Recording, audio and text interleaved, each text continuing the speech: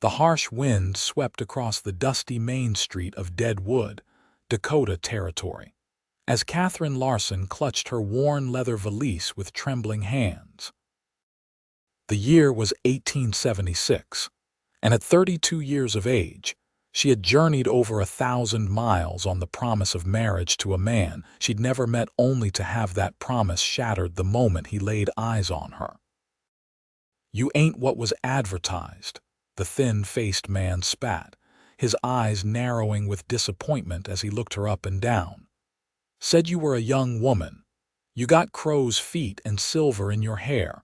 I want someone who can bear me children for years to come." Katherine stood motionless on the wooden platform of the Deadwood stage-coach stop, the hot sting of humiliation burning her cheeks as several onlookers turned to witness her rejection. The long journey from Boston had left her exhausted, her once fine traveling dress now creased and dusty.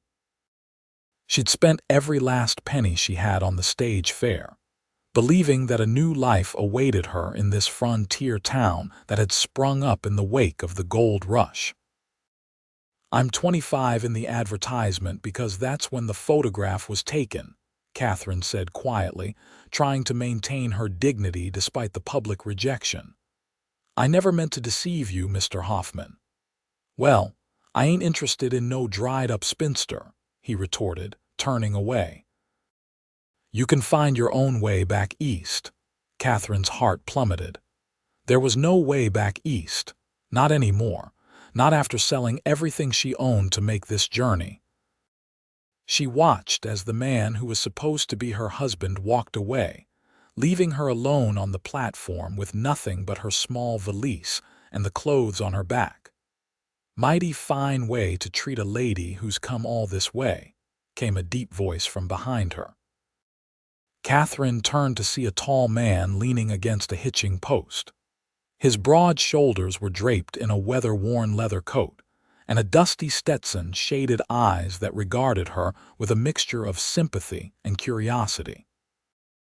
Unlike most men in the town, his face was cleanly shaved, revealing a strong jawline and a small scar that ran along his left cheekbone. "Roy Ingram," he said, straightening up and stepping forward. "I run the livery stable just down the way." He gestured with a nod of his head down the muddy street. "Katherine Larson," she replied, trying to hide the quiver in her voice. "Though I suppose I should be looking for the next stage out of here if there is one." Roy cocked his head slightly. "And where would you be going, Miss Larson?"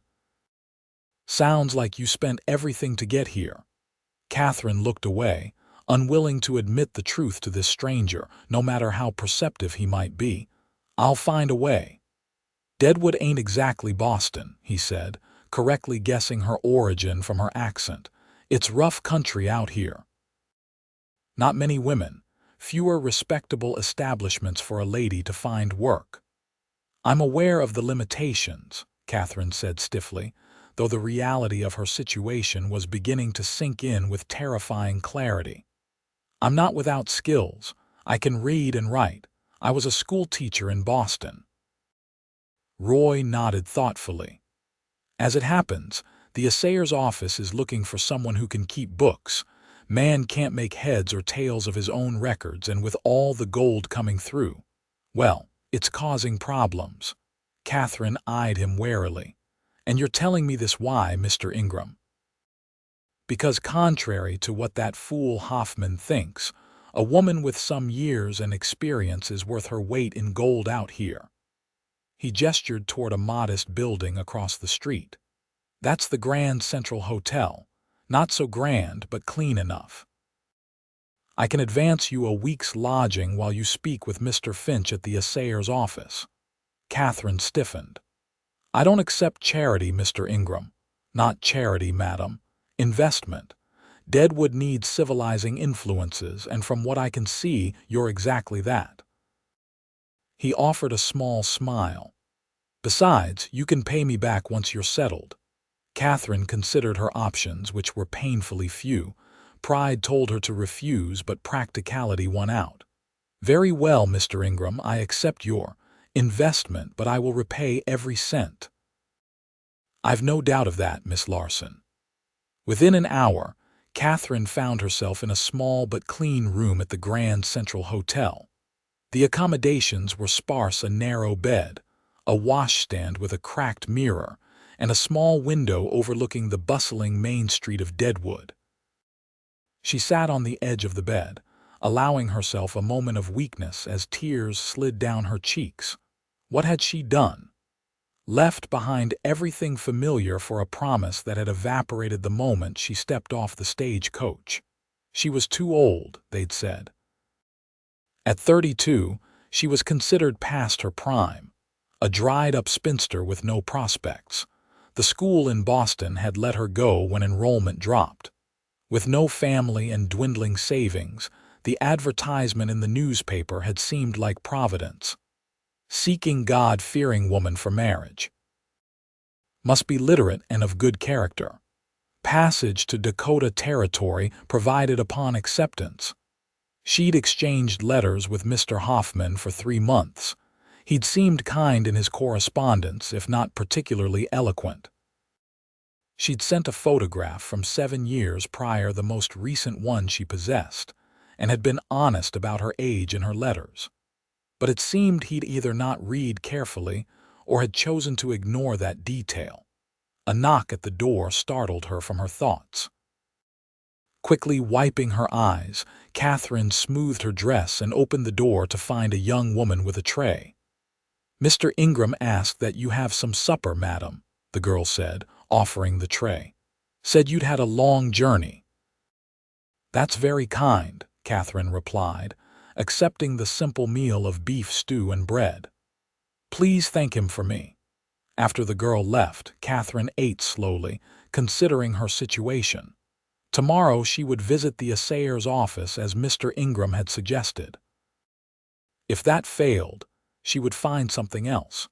She hadn't come this far to be defeated by one man's rejection. The following morning, Katherine dressed in her second-best dress, the best one having been ruined by the long journey, and made her way to the assayer's office. The small wooden building stood between a rowdy saloon and a general store, its windows cloudy with dust. Inside, she found an elderly man with spectacles perched on the end of his nose, squinting at a ledger. Gold scales and various testing equipment littered the counter before him. "Excuse me," Katherine said. "I'm looking for Mr. Finch." The man looked up, surprise evident in his rheumy eyes. "That'd be me, madam. Bartholomew Finch at your service. Don't get many ladies in here." "I understand you might be in need of someone to help with your bookkeeping," Katherine said, straightening her shoulders. "I'm Katherine Larson. I was a schoolteacher in Boston for 10 years and am well-versed in arithmetic and record-keeping." Mr. Finch's bushy eyebrows shot up. "Roy mentioned you might be coming by. Said you were new in town." He gestured to the chaotic piles of papers. "As you can see, I'm in desperate need of someone with an organized mind. These miners bring in their findings, I assay it, but keeping track of it all." He shook his head. Katherine stepped forward and glanced at the open ledger. The entries were haphazard, with numbers crossed out and rewritten, dates missing, and calculations clearly in error. "I believe I could help bring some order to your records, Mr. Finch. The pay ain't much," he warned. $5 a week to start, but if you prove yourself well, there's plenty of business coming through Deadwood these days. $5 a week was hardly a fortune, but it would cover her room and board with perhaps a little left over. It was a start. "When would you like me to begin?" "How about right now?" Finch gestured to a small desk in the corner. "That'll be your station. First thing is to make sense of this month's transactions." By midday, Katherine had created a new organizational system for the ledgers and had begun the painstaking process of transferring and correcting entries. Mr. Finch watched her work with growing appreciation, occasionally offering explanations about different types of claims and the varying quality of gold that came through his office. As the afternoon shadows lengthened, The door to the assayer's office opened, and Roy Ingram stepped inside. He nodded to Finch before turning his attention to Katherine. "I see you found your way here all right," he said, his eyes taking in the neat stacks of paper that now occupied her desk. "Mr. Ingram," Katherine acknowledged with a small smile. "Yes, Mr. Finch has been kind enough to employ me." "She's a godsend," Finch interjected. "Already making sense of my chicken scratches." Roy nodded, seemingly pleased. "I've come to invite Miss Larson to supper at Molly's Cafe. Thought you might appreciate a proper meal after your first day of work." Katherine hesitated. In Boston, such an invitation from a man she barely knew would be highly inappropriate. But this was Deadwood, where normal social conventions seemed as dusty and worn as the boardwalks. "That's very kind of you, Mr. Ingram, but ain't nothing improper about it," Roy said, as if reading her thoughts. "Molly's is a respectable establishment. Half the town eats there." "Go on," urged Finch. "You've done more work in one afternoon than I could manage in a week." "You've earned a good meal." Still unsure but unwilling to seem ungrateful, Katherine nodded. "Thank you, Mr. Ingram. I would be pleased to join you." Molly's Cafe was indeed a respectable establishment, though modest by Eastern standards. Clean gingham curtains hung in the windows, and the tables were covered with oilcloth. The proprietress, a stout woman with rosy cheeks, greeted Roy by name and led them to a table near the back. "This here's Miss Larson," Roy said to Molly. "She's new in town, working for Finch now." "Welcome to Deadwood, dearie," Molly said warmly. "We don't get many refined ladies such as yourself. It'll be nice having another woman around who ain't working the cribs." She bustled off to fetch them coffee. "The cribs?" Katherine asked, then immediately regretted it when she saw Roy's expression. "The brothels," he explained bluntly. "They line the gulch. Most women who come to Deadwood either have a husband or end up there." Katherine felt her cheeks flush. "I see." "Which is why Hoffman's behavior yesterday was particularly shameful," Roy continued. "Bringing a respectable woman all this way only to abandon her with no prospects." His jaw tightened with evident disgust. "You seem to have strong opinions on the matter, Mr. Ingram." "I've seen how difficult life can be for women on the frontier," he replied. "My own mother struggled after my father died. We had a small ranch outside of Cheyenne. She worked herself to the bone trying to keep it going." "I'm sorry," Katherine said softly. "It was a long time ago," Roy said, his expression softening. "But it taught me to respect those who face adversity with dignity." Their conversation was interrupted by Molly's return with 2 plates of roast beef, potatoes, and greens, a veritable feast compared to the meager stew Katherine had eaten the night before. As they ate, Roy told her more about Deadwood, how it had sprung up virtually overnight following the discovery of gold in the Black Hills. Despite the land legally belonging to the Lakota people, according to the Treaty of Fort Laramie.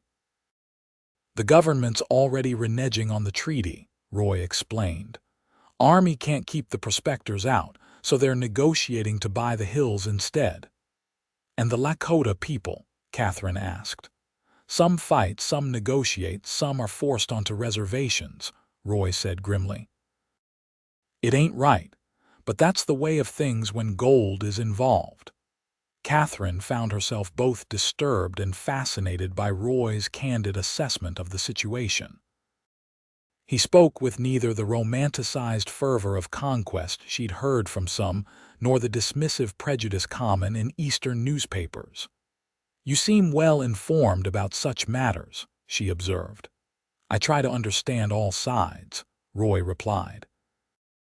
"Can't run a business in a town like this without knowing who's who and what's what." He took a sip of his coffee. "Speaking of business, how do you find working for old Finch?" "It's a start," Katherine said cautiously. "Though I must admit, It's quite different from teaching children their letters and sums." "I imagine so," Roy said with a small smile. "But Deadwood's growing fast. Won't be long before we need a proper school. The few families here now just teach their young uns at home." The idea sparked something in Katherine, a flicker of the passion that had driven her as a teacher. "Do you truly think Deadwood might support a school someday?" "With the right person to champion it," Roy said, studying her with those keen eyes. "Could be that person's just arrived on yesterday's stage." Katherine felt a warmth spread through her that had nothing to do with the coffee. For the first time since arriving in Deadwood, she felt a glimmer of possibility, of purpose. "Thank you, Mr. Ingram," she said softly. "For your kindness and your perspective, Roy," he corrected gently. "If we're going to be friends, you might as well use my given name." "Roy," she repeated, testing the sound of it. "And I'm Katherine." Over the following weeks, Katherine settled into a routine in Deadwood. Her work at the assayer's office proved challenging but satisfying.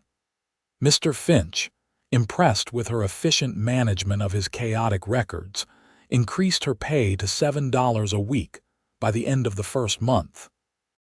She took her meals at Molly's Cafe when she could afford it, gradually becoming acquainted with some of the town's more respectable citizens. She attended Sunday services held in the back room of the general store, where a circuit preacher delivered sermons once a month. And then there was Roy.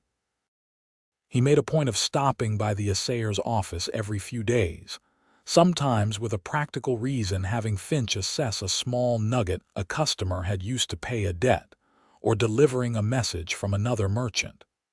But often, it seemed to Katherine, he came simply to see her. They fell into the habit of taking supper together at Molly's at least once a week. Katherine found herself looking forward to these evenings, to Roy's thoughtful conversation and the quiet respect with which he treated her. One evening, as they walked back to the Grand Central after supper, Roy mentioned that he'd heard Mr. Hoffman was planning to send for another mail-order bride. "The man's a fool," Roy said, his voice tight with disgust. "Treats women like they're horses to be inspected and rejected if they don't meet his specifications." "Many men do," Katherine replied softly. "It's the way of the world."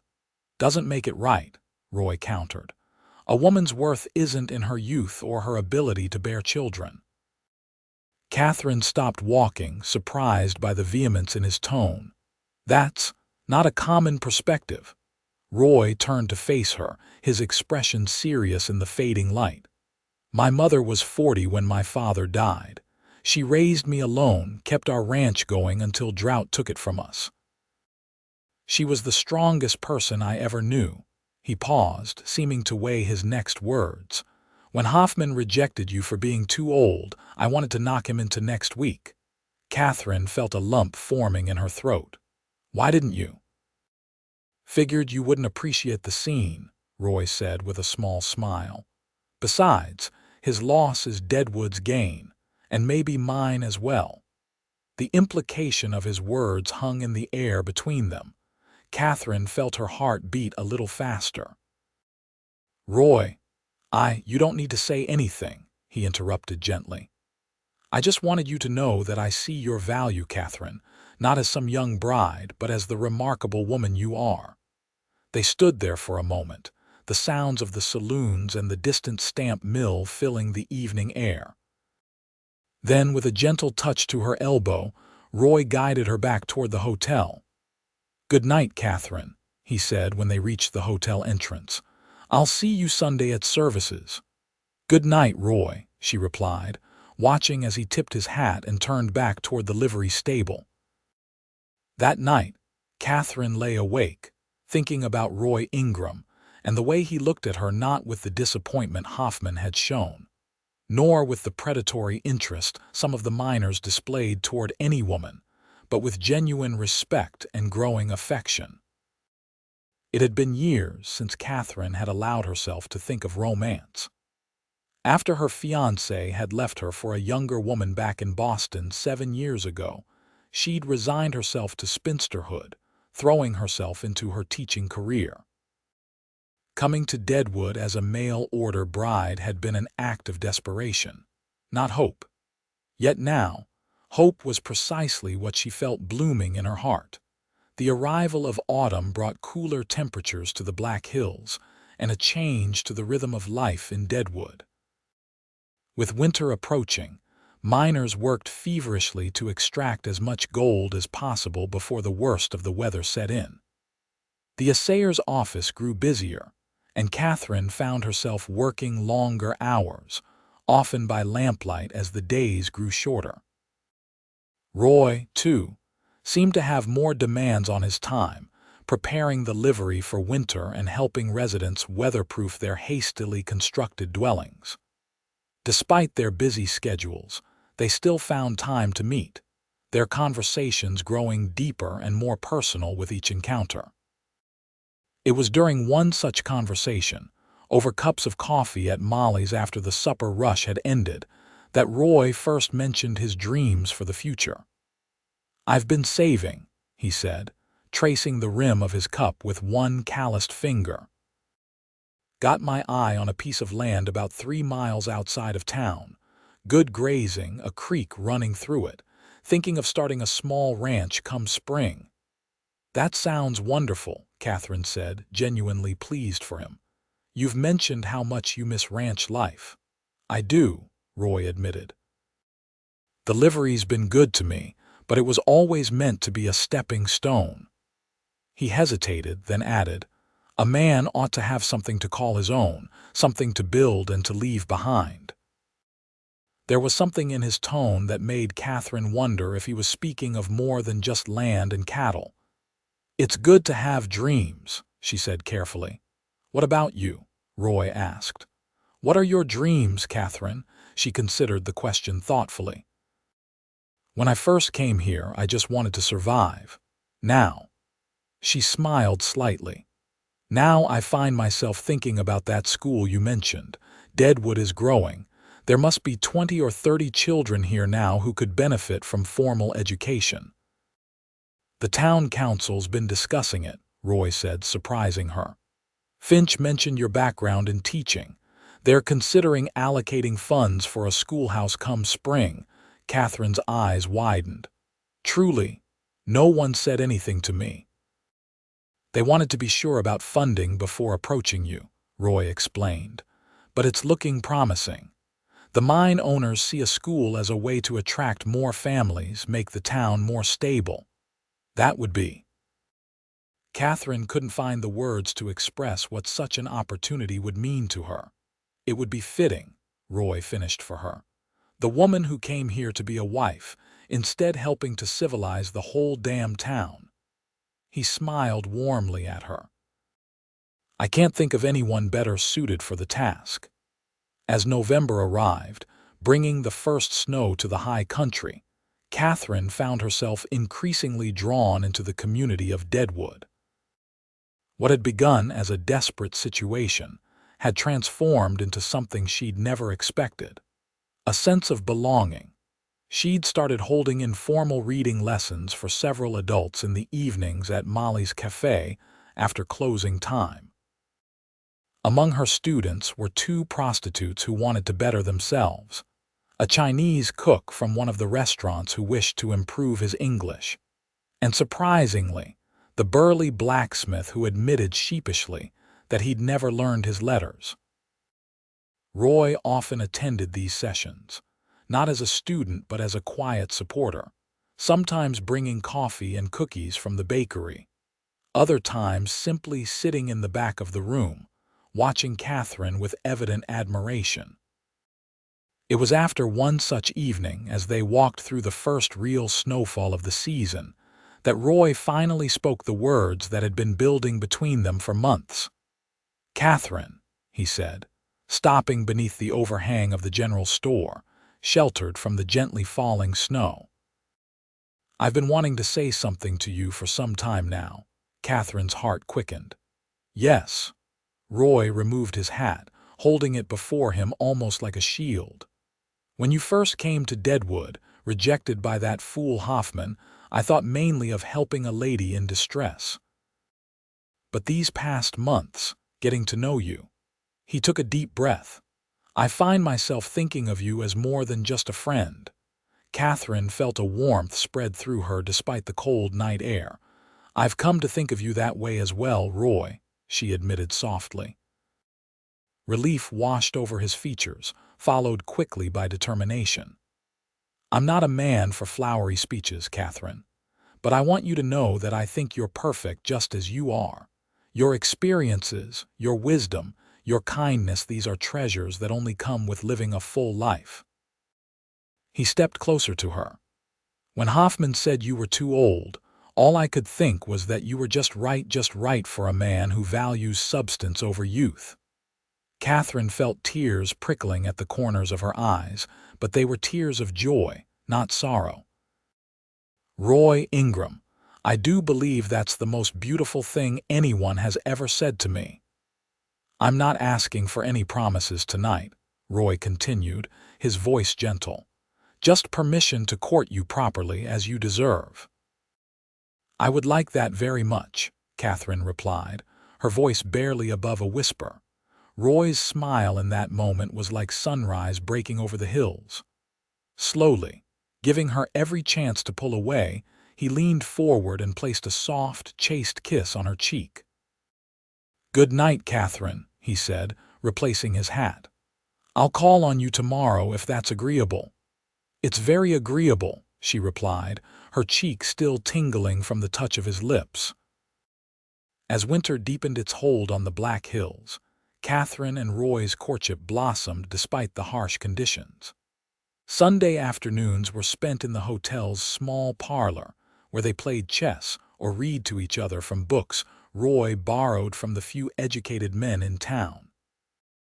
On milder days, they took walks along the frozen creek or ventured a short way into the pine forests that surrounded Deadwood. During one such walk in late December, Roy showed her the land he hoped to purchase, a beautiful stretch of meadow bordered by pines, with a view of the hills that took Katherine's breath away. "Can you picture it?" Roy asked, his arm around her shoulders as they surveyed the snow-covered landscape. "A cabin there near those trees, cattle grazing in the summer, maybe a garden." He glanced down at her, his expression hopeful. "Room enough for a family if a man were fortunate enough to have one." Katherine understood the question beneath his words. "It's beautiful, Roy," she said sincerely. "Any woman would be blessed to make a home here." His arm tightened around her shoulders. "I'm not interested in any woman, Katherine." She turned to face him, snow crunching beneath her boots. "Are you saying what I think you're saying?" "I'm saying I love you," Roy stated plainly. "I'm saying that when I look at this land, I don't see just my future but our future. If you'll have me." Katherine had known this moment was coming, had felt it building between them over the weeks of their courtship.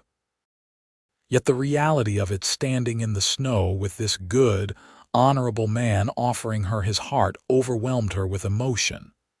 "Oh, Roy," she whispered, reaching up to touch his face. "When I came to Deadwood, I thought my last chance at happiness had been taken from me. But you've given me so much more than I ever dared hope for." "Is that a yes?" he asked, his eyes searching hers. "Yes," Katherine said, the word emerging as a joyful laugh. "Yes, I will marry you, Roy Ingram." His kiss was warm despite the cold air around them, gentle yet filled with promise. When they finally parted, Roy rested his forehead against hers. "We'll be married in the spring," he said. "By then the schoolhouse should be built. We can have the ceremony there." Katherine's eyes widened. "The schoolhouse, is it truly happening?" "The council approved the funds last week," Roy confirmed, grinning at her surprise. "They're keeping it as a Christmas surprise for the town, but I wanted you to know. They'll announce it at the Christmas gathering and ask if you'll accept the position of teacher." "Roy!" Katherine exclaimed, throwing her arms around his neck. It's everything I could have wished for. You deserve it all, he said, holding her close. A purpose, a home, a husband who cherishes you. The Christmas gathering, held in the largest saloon in town, temporarily cleared of its usual activities, brought the entire community of Deadwood together. Miners, merchants, ladies both respectable and otherwise, and the few families that had established themselves in the town all crowded into the space, which had been decorated with pine boughs and candles for the occasion. As Roy had predicted, the town council announced the building of a schoolhouse, to commence as soon as the spring thaw allowed. When they formally offered Katherine the position of teacher, the crowd erupted in cheers. Her reading lessons and kind manner had already endeared her to many in the community. What the council hadn't expected was Roy's immediate follow-up announcement that he and Katherine were engaged to be married in the spring. This news brought even more enthusiastic celebration, with miners thumping Roy on the back and Molly leading the women in surrounding Katherine with congratulations and offers of help with wedding preparations. "Seems we're quite the popular couple," Roy murmured to her as they finally found a moment alone near the punch bowl. "It's strange," Katherine admitted. 4 months ago, I was a rejected mail-order bride with nowhere to go. Now I'm to be a school teacher and your wife." "Life has a way of working out better than we plan," Roy said, his eyes twinkling. "Though I still want to punch Hoffman every time I see him skulking around town." "Don't you dare," Katherine admonished, though she couldn't help smiling. "His rejection was the best thing that could have happened to me." The winter months passed in a flurry of activity. Katherine continued her work at the assayer's office while beginning to develop a curriculum for the future school. Roy divided his time between the livery and preparing the land he'd purchased, clearing space for the cabin they would build in the spring. Their courtship deepened as they learned more about each other. Roy's dry sense of humor that emerged when he was most comfortable, Katherine's passion for poetry, their shared love of quiet evenings and thoughtful conversation. They discovered, too, their differences: Roy's occasional stubborn streaks, Katherine's tendency to overthink decisions, but found ways to balance each other. By the time February's harsh winds gave way to March's tentative thaw, they had grown so naturally into partnership that it seemed to Katherine they had always been meant to find each other. The schoolhouse was the first new construction to begin, as spring arrived in the Black Hills. The entire community participated in the building, miners contributing labor, merchants donating materials, even the saloon owners pitching in funds. Katherine watched with growing excitement as the simple but sturdy structure took shape on a plot of land at the edge of town. Meanwhile, with the help of friends he'd made during his time in Deadwood, Roy began construction on their cabin. Though modest in size, he insisted on details that would make it a true home: large windows to let in the light Katherine loved, sturdy bookshelves for her small but growing collection of books, a covered porch where they could sit in the evenings.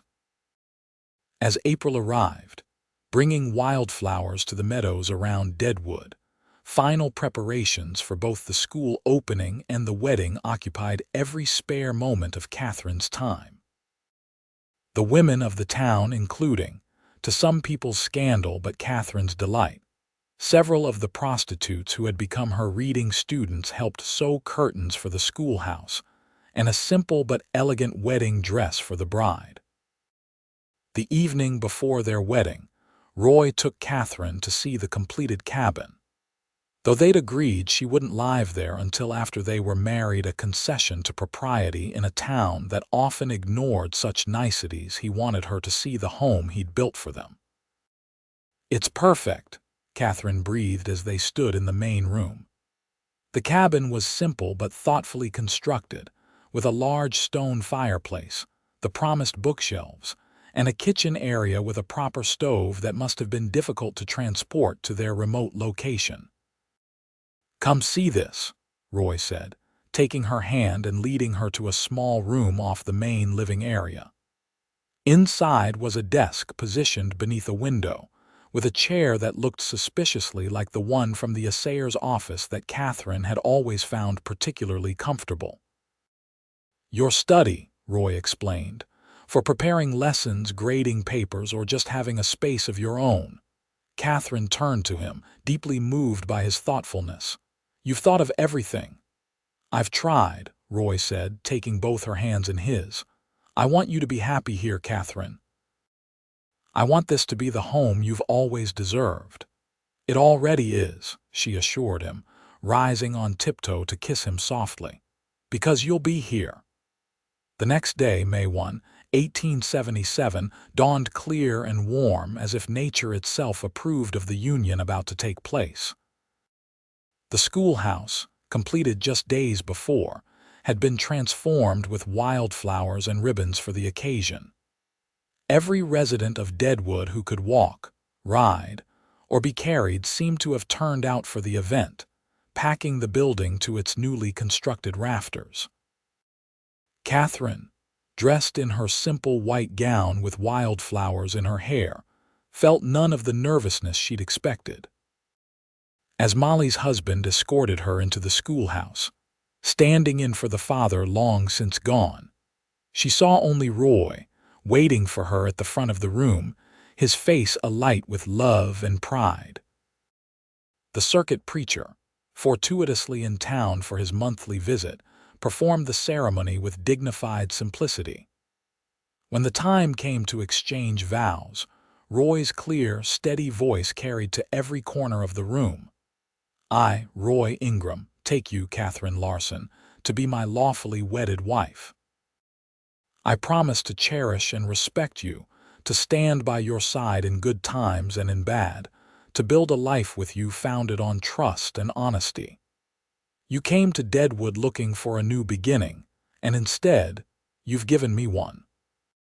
I thank God every day that Hoffman was fool enough to let you go, because you're exactly right for me, not too old, not too young, but perfect in every way that matters." Katherine's eyes shimmered with tears as she spoke her own vows. "I, Katherine Larson, take you, Roy Ingram, to be my lawfully wedded husband. I promise to love and support you, to respect your wisdom and strength, to create a home with you filled with warmth and understanding. When I thought all hope was lost, you showed me that life still held promise and joy. You saw value in me when others did not, and in doing so, you helped me see it in myself again. I will strive every day to be worthy of the love and respect you've shown me. By the power vested in me," the preacher proclaimed after they had exchanged rings, Roy's a simple gold band, Katherine's a delicate circle with a small pearl. "I now pronounce you husband and wife. You may kiss your bride." Roy's kiss was tender yet filled with promise, a perfect beginning to their life together. As they turned to face their friends and neighbors, the cheers that erupted seemed to shake the very foundations of the new schoolhouse. The celebration that followed spilled out into the streets of Deadwood, with food and drink flowing freely, music from fiddles and harmonicas filling the air, and dancing continuing well into the night. Even Mr. Hoffman made an appearance, offering stilted congratulations that Katherine accepted with gracious dignity, though Roy's arm around her waist tightened noticeably. As the sun began to set, casting golden light across the hills surrounding Deadwood, Roy led Katherine to a waiting wagon decorated with ribbons and wildflowers. "Time to go home, Mrs. Ingram," he said softly, helping her onto the seat. The ride to their cabin was peaceful, the spring evening alive with the sounds of birds settling for the night and the gentle rustle of new leaves in the breeze. Katherine leaned against Roy's shoulder, contentment washing over her in waves. "Happy?" Roy asked, kissing the top of her head. "More than I ever thought possible," she replied honestly. Their arrival at the cabin, their home, brought a new wave of emotion for Katherine. Roy insisted on carrying her over the threshold, setting her gently on her feet in the main room, which had been prepared for their return with lanterns casting a warm glow and a fire laid ready in the fireplace. "Welcome home," Roy said, his voice husky with emotion. The weeks that followed were a time of adjustment and discovery as they settled into married life. Katherine began teaching at the new schoolhouse, quickly earning the respect of her students and their parents with her firm but kind approach to education. Roy divided his time between their small ranch, now home to a dozen cattle, with plans for more and the livery in town, which he continued to manage until he could hire a suitable replacement. Their evenings were spent in the comfortable intimacy of their home, sharing the day's events over supper, reading together by the fire, and discovering the joys of the physical side of marriage, something that had initially made Katherine nervous, but that Roy approached with such tenderness and consideration that her anxieties quickly melted away. By midsummer, their routine was well established, their partnership strong. The school term had ended for the season, giving Katherine more time to tend to their home and help Roy with the lighter ranch work. Their garden flourished under her care, providing fresh vegetables for their table and enough extra to share with neighbors or preserve for the winter ahead. It was on a warm July evening, as they sat on their porch watching the sunset paint the hills in shades of gold and purple, that Katherine shared the news she'd been suspecting for several weeks. "Roy," she said, her hand finding his on the arm of his chair, "I believe we're going to have a child." Roy turned to her, his eyes widening with wonder. "A child? Are you certain?" Katherine nodded, a mixture of joy and anxiety in her expression. "As certain as I can be. The baby should arrive sometime in February by my calculations." "Katherine," Roy breathed, dropping to his knees before her chair and gathering her hands in his.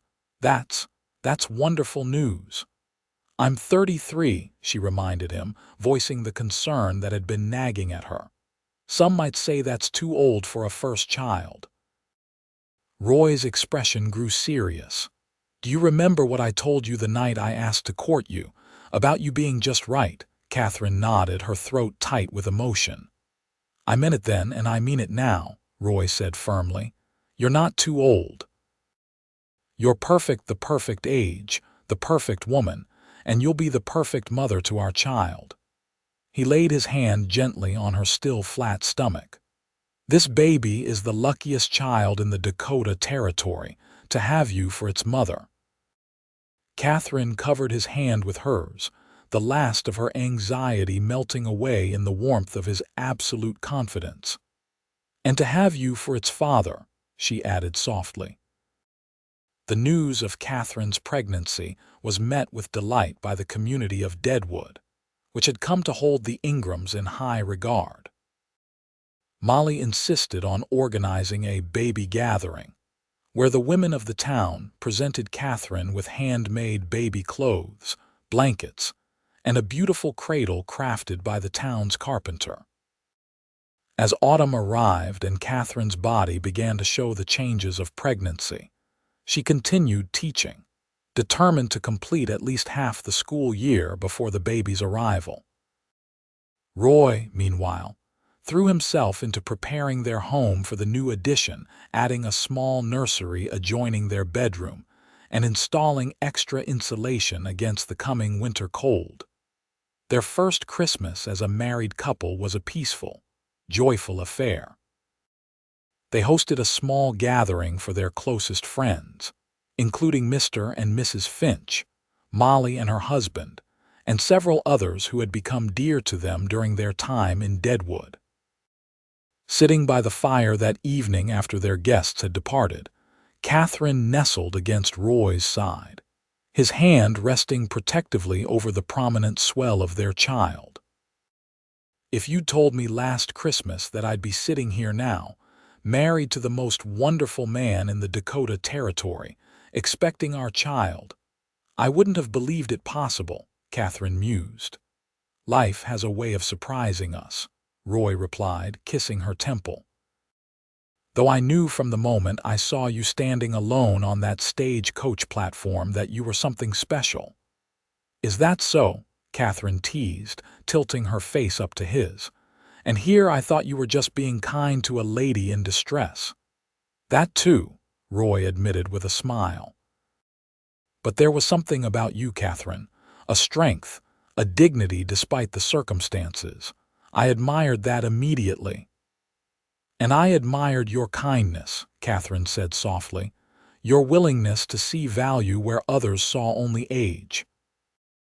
Speaking of which, Roy said, his expression growing more serious, have you given any thought to names for the little one? Katherine nodded. If it's a boy, I thought perhaps we might name him after your father, James, wasn't it? Roy's eyes softened with emotion. James. Yes, I'd like that very much. And if it's a girl, I was thinking of Elizabeth, Katherine suggested. After my grandmother, she was the one who encouraged my education, who believed women should be more than just wives and mothers. James or Elizabeth Ingram, Roy said thoughtfully. Fine names for our child. The winter of 1877-1878 proved to be a harsh one, with heavy snowfalls isolating their cabin for days at a time. Roy ensured they had ample supplies and kept the paths to the barn and well clear. But Katherine found herself increasingly confined to their home as her pregnancy advanced and the weather worsened. She occupied herself with preparing for the baby, sewing tiny garments, reading the medical book Roy had purchased from a traveling doctor, and planning how she would balance motherhood with her return to teaching in the fall. Roy, ever attentive, made sure she had everything she needed and spent every evening reading aloud to her, or simply talking about their plans for the future. As February arrived, bringing with it the promise of Katherine's confinement, the community of Deadwood rallied once more. Molly arranged for one of the town's midwives to stay at a neighbor's cabin nearby, ready to attend Katherine when her time came. Several of the women took turns visiting, bringing meals and company during the days when Roy needed to tend to the cattle or make necessary trips into town. It was during one such trip, on a surprisingly mild February day, that Katherine felt the first pains of labor begin. The midwife, Mrs. Peterson, had fortunately come to visit that morning and recognized the signs immediately. "Your baby's coming, Mrs. Ingram," she said matter-of-factly. "Let's get you comfortable. I've sent the neighbor boy to fetch your husband from town." The hours that followed were a blur of pain and determination for Katherine. Mrs. Peterson proved to be both skilled and compassionate, guiding her through the process with steady hands and encouraging words. When Roy arrived, his face tight with worry, the midwife allowed him to sit with Katherine between contractions, holding her hand and whispering words of love and encouragement. As the winter sun began to set, casting long shadows across the cabin floor, Katherine gave a final, powerful push, and their child entered the world with a lusty cry that brought tears to both parents' eyes. "You have a son," Mrs. Peterson announced, quickly wrapping the infant in a clean blanket. "A fine, strong boy." She placed the baby in Katherine's arms, and for a moment the world seemed to stop as Katherine and Roy gazed down at their child, red-faced and squalling, with a dusting of dark hair that promised to match his father's. "James," Katherine whispered, touching the baby's cheek with a trembling finger. "Welcome to the world, James Ingram." Roy, his eyes shining with unshed tears, leaned down to kiss first his son's forehead, then his wife's lips. "You did it, Katherine. You're amazing." "We did it," she corrected gently. leaning into his embrace as they marveled at the miracle they had created together. The years that followed brought both joys and challenges to the Ingram family. James grew into a sturdy, curious child with his father's dark hair and his mother's thoughtful nature. Katherine returned to teaching when he was 6 months old, bringing him with her to the schoolhouse, where the older girls delighted in helping care for the teacher's baby between their lessons. The town of Deadwood continued to grow and change around them. The wild mining camp gradually transformed into a more settled community, with proper buildings replacing the hasty structures of the early days. Roy's small ranch prospered, allowing him to hire help and expand their herd. Katherine's school gained a reputation for excellence, attracting families to the area, and eventually requiring the addition of a second teacher to handle the increasing enrollment. When James was 3, the Ingrams welcomed a daughter, Elizabeth, who arrived with considerably less drama than her brother but twice the determination, as Roy often joked. With her mother's auburn hair and her father's steady gaze, she quickly became the apple of everyone's eye, especially her big brother's. Through it all, Katherine and Roy's partnership deepened and strengthened. The foundation they had built of respect, honesty, and genuine appreciation for each other's strengths carried them through the inevitable difficulties of frontier life. Harsh winters, crop failures, illnesses, and the thousand small challenges of raising children and building a community in a still wild land. On their 10th wedding anniversary, Roy surprised Katherine by taking her back to the spot where he had proposed, the meadow with the view of the hills, now part of their expanded ranch. A picnic basket in hand, he spread a blanket beneath the same pine trees that had sheltered them on that snowy day years before. "You remember what I said to you here?" Roy asked as they sat side by side, watching 8-year-old James and 5-year-old Elizabeth playing nearby, their laughter carrying on the spring breeze.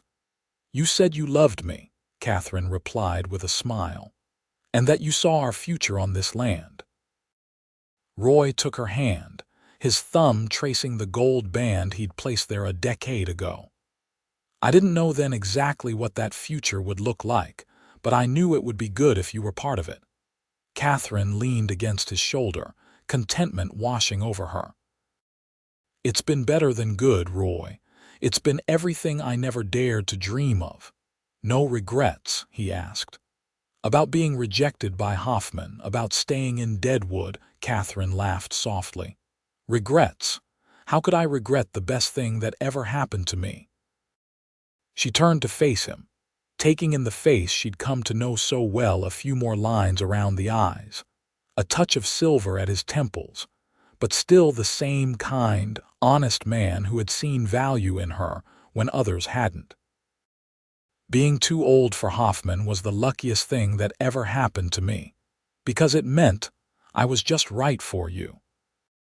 Roy's kiss was as tender as their first, filled with the depth of feeling that only comes from years of shared experiences, challenges overcome together, and love that had been tested and proven true.